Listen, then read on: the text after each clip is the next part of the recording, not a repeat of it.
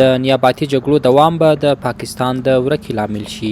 دغه پروژو خستلو لپاره دا به د دوی د ورکې سبب وګرځي. د افغانستان اسلامي امارت مرستیال ویاند وایي وړمه شپه د پاکستاني پوځي رژیم له لوري پر افغان خاوره د برید له امله لس تنه ملکي وګړي شهیدان او ټپیان شوي دي.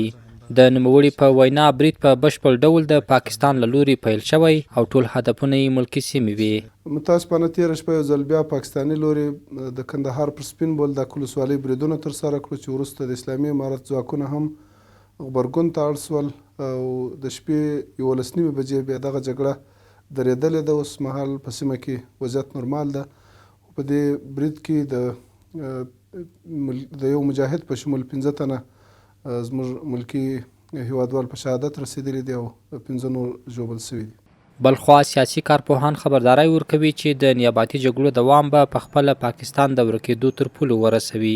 که چېرته دغه پروژې دغه رنګې پروژې واخیستل شي دا به د دوی د ورکې سبب وګرځي، د دوی تجزیې سبب وګرځي، د دوی هغه لکه څنګه چې بنګلادیش ورڅخه جدا شو همدارنګه به پښتونستان ورڅخه جدا کړي، همدارنګه به دغه بلیلې ورڅخه ځي، همدارنګه به دا نور کوم پارټۍ چې د هر یو په ځان ځان وي او بالاخره بیا به د غیر راټولول ډېر ستونزمن وي. د کارپوهانو په وینا پاکستانی راتلونکی نسل به د دغه ډول پروژې جګړو درنه بیه ورکوي چې بیا هم د دغه کړۍ له کبله پاکستان ته هم تاوان اوښتی دی چې پر دغه محور باندې درېدلی دی او افغانستان ته هم ضرر رسولی دی، ان تر هندوستان او تر بنګلادیش او تر چینه پورې ضرر رسولی دی. د ټول سبب څوک دی؟ د پاکستان کې یو خاص کړۍ دی چې هغه کړۍ کوشش کوي چې هم پاکستان لپاره زهر وشیندي، هم د افغانستان لپاره زهر وشیندي او هم په راتلونکي کې د پاکستان د عام ولس لپاره تربګني او دښمني وزېږوي. شنونکي زیاتوي پاکستان دی په افغانانو د بریدونو دوام لپاره یو ځل بیا تاریخ وګوري. تاریخ وګوري مونږ د ګریټ بریتانیا یعنی برتانیا بزرګ چې ورته ویلي، هغوی ویل چې برتانیا کې لمر نه ډوبېږي.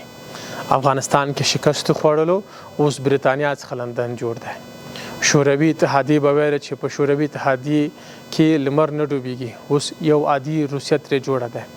همداسې امریکا ته ګوره، بیا خو پاکستان ډېر وړوکی مملکت دی، د پاکستان ډېر وړوکی فوج دی، د پاکستان رژیم سره حتی عامولس هم نه دی ولاړ، یعنی یو وړه اداره بیا د افغانستان د عامولس پر مخې هیڅ هم نه ده، ځکه چې د افغانستان په دغه لار کې بیا د پاکستان عامولس هم د افغانستان تر څنګ ولاړ دی چې دا جابر د ظالم ریاست په خپله په داخل د پاکستان کې هم پر خپل عامولس باندې جبر کړی دی، وهلې کړي، ډبولې کړي، اختطاف کړی، مرګ کړی، قتل کړی دی، انتحار کړی.